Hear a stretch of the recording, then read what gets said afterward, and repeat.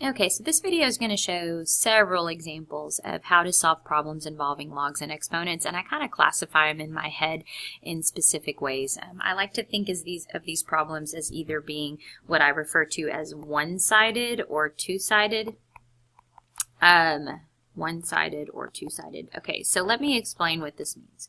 So if somebody gives me a problem involving either an exponent or a log, and I notice that all of the exponents or logs can be grouped on one side of the problem, I call it one-sided. So this would be an example, maybe something like this.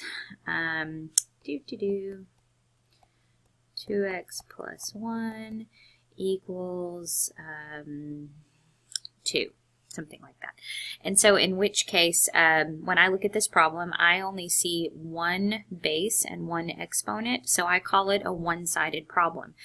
Versus if I were to see something like the following, like maybe I see 3 to the 2x plus 6, and that equals, like, let me do 1 over 27 equals, or sorry, to the x plus 5, something like that. Okay, so when I see this, I call it two-sided because there are two bases and two exponents, and one is on each side of the equal sign. And these have different approaches to solving. In this case, what you want to do is if it's only a one-sided, you want to just isolate the base and the power, and I'm writing that as just b to the a, but the base to a power. So you want to isolate that, and then oftentimes you then rewrite it as a log, and then you solve. So it's basic algebra, rewrite as log, and then solve. So let me take you through that real quick. So the base is 1/3. So my first step would be to subtract the 4. So I'm just moving that over to the other side. So 2 minus 4 would be -2.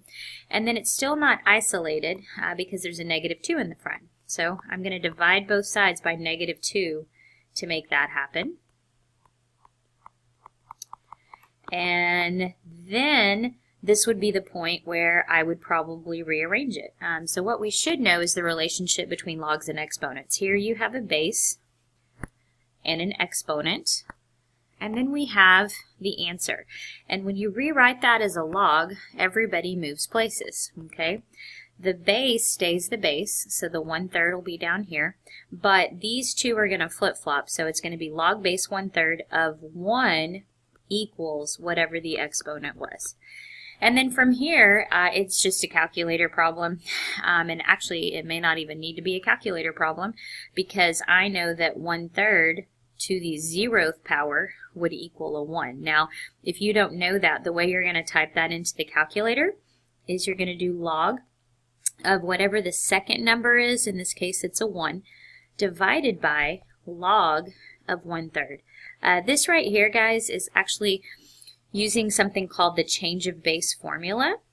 You may have learned, but if not, this is a way to use your calculator, even if you don't have a fancy graphing calculator, because calculators work in a base 10 system, and they don't work in a base 1/3 system, so you have to type it in this special way to turn it back into something that the calculator can understand. So anyways, it should be 0, and then 2x plus 1, and then we'll just get x by itself, right? So -1/2, and that would be my answer.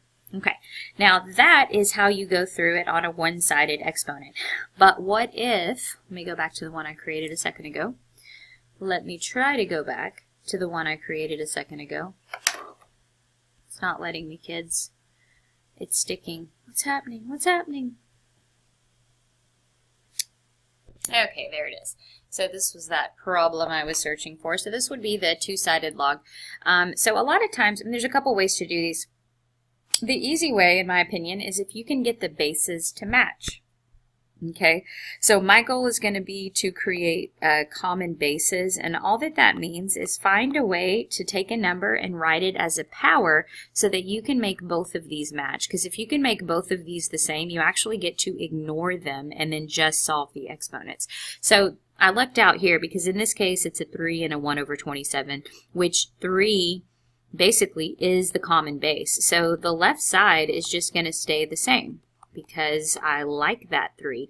But what I want to do here is I want to take 1 over 27 and try to see what that's equivalent to using a base 3. So I'm not changing this number into a 3. What I'm doing is I'm changing a 3 into something that is the same as that number there. So let me write it and then see if it makes more sense. 3 to the negative third power is equivalent to 1 over 27. And that's how you want to approach it. That way, this number didn't actually change. I just rewrote it so that it had a common base. And this number didn't change. So once you do that, all you have to do is know your rules of exponents. If there is something that you had to put here, you distribute it to the other two, and then we get to drop the base. So this side will just have a 2x plus 6 remaining. I'll solve this exponent equal to the other side. Don't forget to distribute. And then I'll do normal algebra 1, guys. So let me add the 3x over. I'll subtract the 6. So that'll be a negative 21. So x would be negative 21 over 5. So no calculator needed. Just do a little algebra by hand. So the tricky part is sometimes making those match, but if you can do it, it's amazing. If you can't do it, I've had a few people ask how this would work. And when that happens, guys, you're going to have to actually use logs in a different way. And I'm not going to go over it in this video, but you apply logs to both sides and then solve from there. But I can do that in a future video. Okay, so let's talk about the other kind. How about logarithms, right? So right now, this is just, let me get down to the next section here. All right, so now what I'm going to do is the same thing with logarithms, okay? I'm going to make up a one-sided logarithm problem. Log base 2 of 3x plus 1 equals, let's say, I don't know. How about a 4? Okay, that's a one-sided log. And then a two-sided log, all that I mean by that is basically every single term is the same logarithm. And I'm going to use, on this one, let me use a natural log on this one, something like that. Okay, so in these problems, it's kind of the same as above. If it's a one-sided logarithm, you're going to start by trying to isolate, instead of the exponent this time, you're going to isolate the log term. Okay, so let me move this 2 to the other side. I would be adding it, right? So it's a 6. And the log is still not isolated, so let me divide by 3. And so when I divide both sides by 3, this is what I'm looking at. So you'll get to a point like this where you might feel stuck. And when this happens and you've isolated the log, then instead of rewriting it as a log like above, we're going to rewrite it as an exponential function now. So same thing as above. You have a base, you have the thing next to it, and then you have your answer. So if you rewrite that back as an exponential, this comes first. This will come second, and this will come third. So 2 to the second equals 3x plus 1. And then you'll solve this. I'm actually not going to solve that because you get the idea now. Just actually do algebra and get x by itself. I feel like the answer for this one would be a 1 at the end of the day. Okay, so that's a nice little problem. Okay, so over to the other side. So similar to what's above, if we can get the logs to match on both sides, and there's no other random numbers, we're going to get to ignore the logs.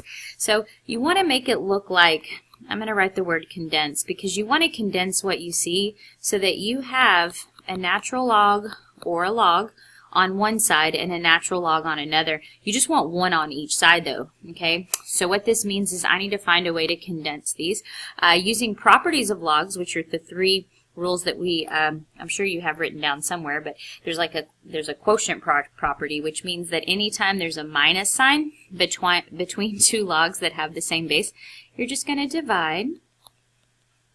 So this one will go on top, and whatever's behind the minus is going to go on the bottom, okay? And then equals natural log of 4. So I condensed it, so now it does look like this, right? So what do I do now? Well, now that I've condensed it and there's a log on both sides, it's just a matching game. So if natural log of this equals natural log of this, well, then whatever's behind them have to be equal as well, right? So that's what I'm going to solve. I'm going to try to figure out how to solve this. So how do you solve something like this? Well, just multiply the denominator over to the other side as if it was a number, right? And then distribute. And then start grouping like terms. Dot, dot, dot, yada, yada, yada. You should get, at the end of the day, x equals, what am I going to get? 3, negative 4/3. Alright, so I'm getting negative 4/3 here. Alright, so I would say this was a fun, fine problem and we're done in the end, but I want to remind you of a rule about logarithms. You cannot, I repeat, cannot take the log of a negative.